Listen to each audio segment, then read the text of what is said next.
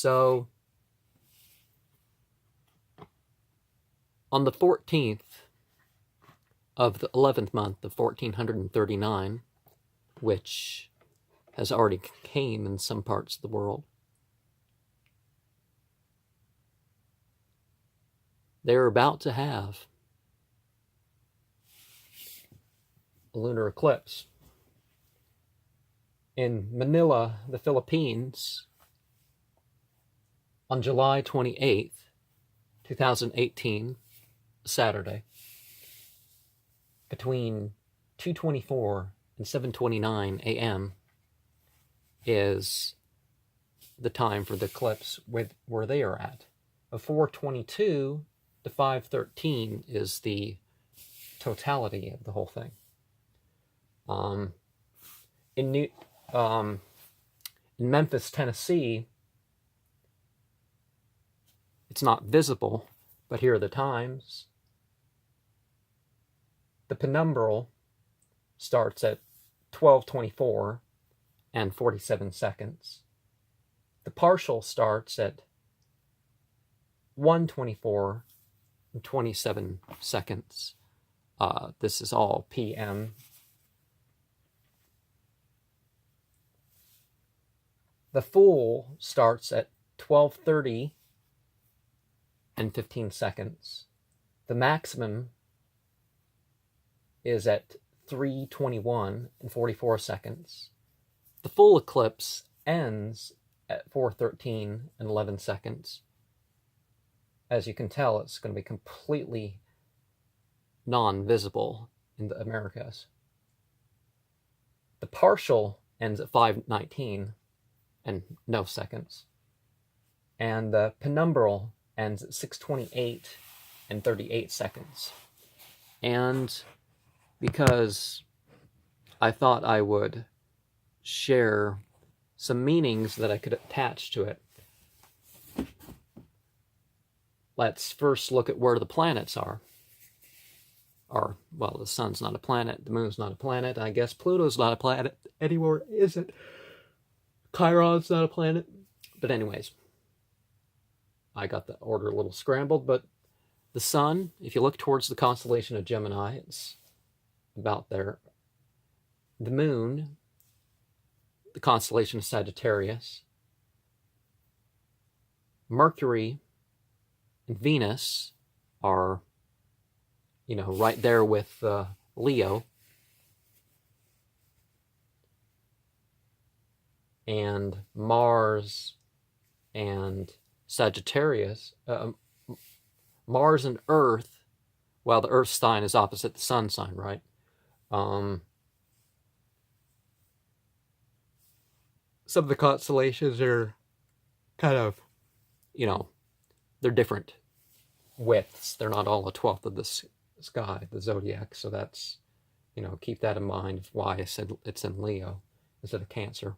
And so Sagittarius is the direction to look towards when you get Mars, and that's also the Earth sign. And Jupiter in Libra, Saturn in Sagittarius, Uranus in Aries, Neptune in Aquarius, Chiron in Aries, Pluto in Sagittarius. And remember that that in some languages you're looking at an eclipse, but we usually call it a transit if it doesn't totally block it out. So Pluto in July of 2018 had, or is it going to have, a transit of the Earth. Not a full transit, because that would take a while, but there was a transit. I think there was a transit of the Earth going over the Sun for Pluto. And we're looking at the cards. The card of the quadrant is the Ion, the Judgment card. And for that, we can say, approaching a change in judgment. Almost all of us could need improvement. Now, couldn't we all benefit from such a thing? The 12th card would be the lovers or the brothers. Understanding of innocence and partnership. So, obviously here we have people think there's some sort of loss of innocence when you get older. There doesn't have to be. You indulge fully in the adult life innocently. That's perfectly fine, and things aren't selfish. The last one was a sh, and that one is a z, and the next one, duh. The Empress, planetary fertility. With all these dead zones increasing, with all these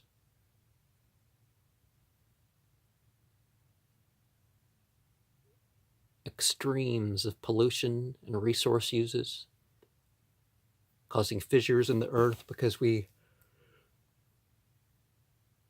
drain the aquifers, fires, and other issues with fracking and all that.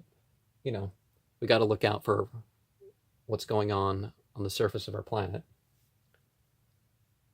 And the Ace of Wands is another quadrant card, right? Sort of the throne for the next card. In the middle of force and breakthrough, there are things you just believe. It's time to seek knowledge, which will lead you to more belief, right? Because that gives one, or at least it leads to faith, because you don't always get the level of knowledge you want. The next quadrant card, the Princess of Wands, so Ace in the throne of the Ace of Wands, right? The passion for change and someone who takes charge. All the princesses have that negative, prince, when they use it as an insult, they all have, but no, there's no good or bad card, so keep that in mind when you're interpreting things. You got the Prince of Cups. The second 12th card. And that would be secretive emotion and artistic. And the 5 of Cups, again, don't let the negative card thing get to you, because they're all negative and positive cards. Disappointment and suffering, counteracted by realism and continuance. Now, in the past, I have, it's the 13th of the 11th month of 1439 in this part of the world, and we are looking at, some of these arrangements of where to find these planets is going to be days, some of it's months, some of it's years. It's not like the moon is the only thing that every few days it's in a different constellation. But we see the sun in Gemini, which is meaning changeable and flexible. Of course, there's more meaning to all of this anyways. I'm just throwing some symbolism on here. I'm not saying that because such star and such star or such planet is in such position, then therefore this is going to happen, or this did happen, or I am not saying that at all. I'm just attaching meaning here and lessons that can be worked with. Changeable and flexible. Mercury, we have maturity and authoritative speaking. So Mercury in Leo, somebody who's able to source their material. In my written works, I do more of that than in my speaking.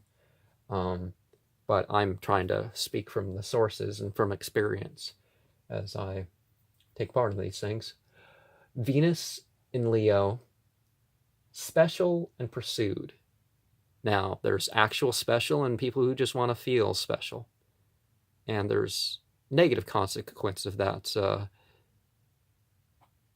People want, the special snowflake, as they're called. It's like, yes, there's hardship in life, but stop trying to figure out offensiveness where there's no inherent offensiveness. And see how all these planets are like on the opposite. Most of them are on the opposite side of the sun. Not all of them, but we look towards the sun, and the other way are where the planets are. So it's a good time for the taking part in the looking for the planets in the sky, whether they're visible without a telescope or they require one. Okay, I'll say moon. The full moon in Sagittarius, optimistic and explanatory, which it's good to not just pass on a message. It's good to be able to explain it or find an explanation beyond such things. Earth in Sagittarius is focus and consideration. I used to have ADHD, by the way, and through discipline and diet, things changed. My attention span went way up, and my ability to pay attention to things that I don't really care about, that has came about. And I guess there's possibly been sound in the background from touching this or my shoe moving or something. Idealism and conquest would be the Mars in Sagittarius. I don't need to throw in an explanation for all these. Jupiter in Libra is good for treating others well and being treated well by others.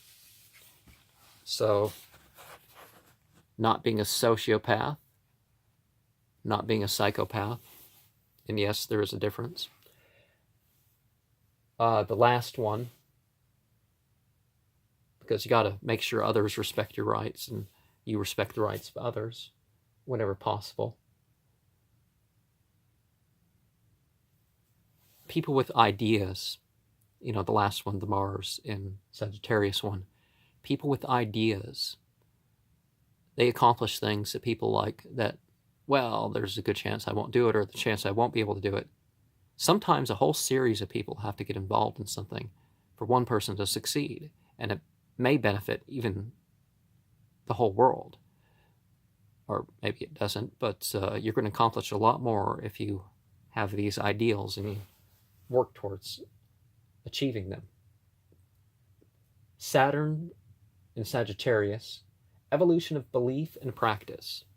Now there's obligations, and once you establish these obligations, you're moving towards extra, and you're getting ready for extra when you're just at one level. And it gets to the point where you could be doing studies for hours a day, spiritual practices for hours a day, minimizing your mere entertainment time and stuff like this, and your life is so much more fun, so much more fulfilling, so much more, whatever, than it was when you were just, I like to listen to my music. I like my preference in music. I'm going to listen to it for hours a day, and I'm going to play,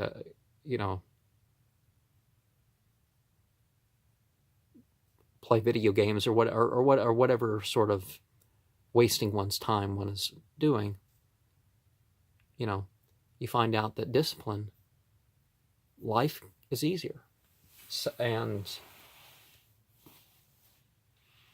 you don't waste time when you need to not waste time, and You see a lot of people that will be a bit lazy, and their life is more difficult because of it. They could just get up, get things done,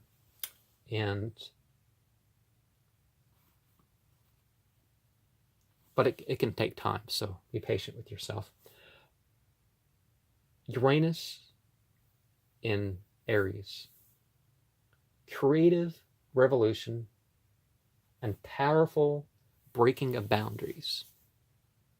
Now, it's not that you say, well, this is wrong, so I'm going to change this. This is disgusting, so I'm going to change my taste. And people do that over time. They develop taste and they remove aversion and stuff like that. But it's not, let's not give yourself Stockholm Syndrome. And people have heard of what Aleister Crowley did.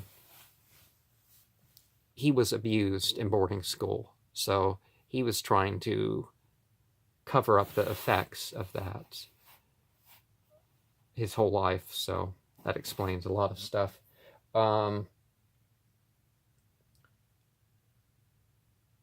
Chiron in Aries. Survival of damage towards progress. Sometimes the worst things in life, the absolute worst things in life, typically not the person's fault, no matter what risk they put themselves towards or anything like that.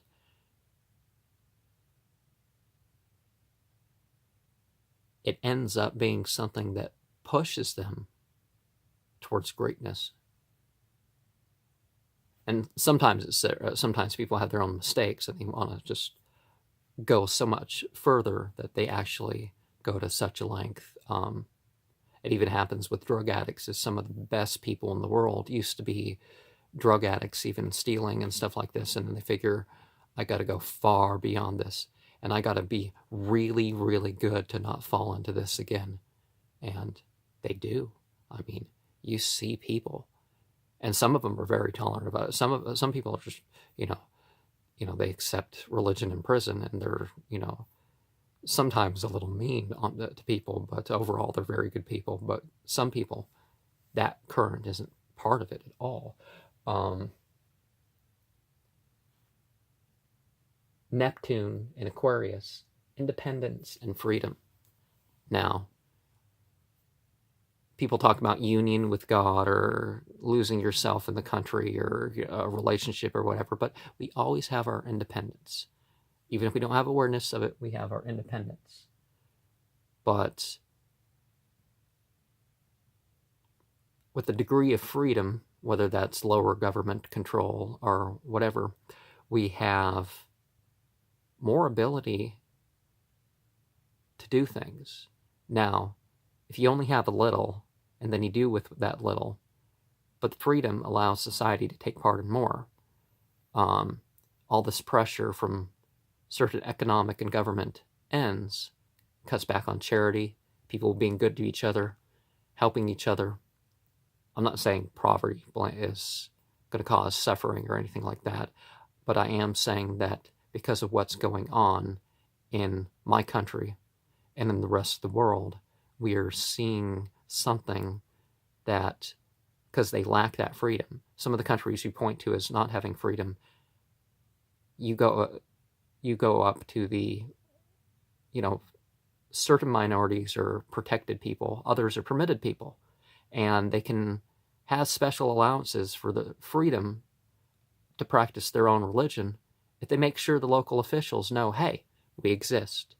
One or two people can go to the local courthouse and say, I want to be registered as being part of this faith, and we have these certain beliefs, and I wanted to make sure. Some things, you can't expect a country where people aren't claiming to be atheists to have areas where you can just wander around naked in public, or that you can yell and whatnot and disturb other people's rights to quiet at night or that sort of thing. A low call to prayer like a cat, that's going to be like a cat meowing down the street or something, okay, fine. But boom, boom, boom, everybody gets up. That's not cool. The here to chant and play your musical instruments and travel around India like a certain person 500 years ago, you know, that's sort of a freedom that you shouldn't have. But everybody else has their freedoms, and you gotta respect that. Pluto and Sagittarius, the reinventing of oneself.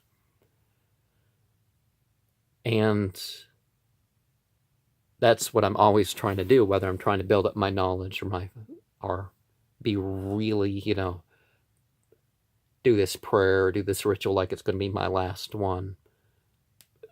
I'm regularly trying to maintain and build up myself somehow. And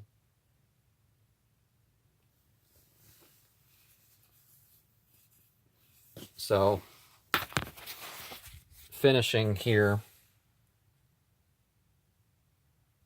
we're going to see a lot of stuff that one could put meaning to, and you could put different meanings to, and that's part of the thing. Alephus Levi, a sage does not consult the oracle, he controls the oracle. Astrology, saying stuff using the stars. Now, using symbology, you should be able to say what you want and direct the message and stuff like that. So I'm not trying to use a superstitious thing either of, I can shuffle the cards and tell the future. No, I am projecting an idea about the future using the symbols at hand. And I strongly urge you to find your own meaning, find your own experience.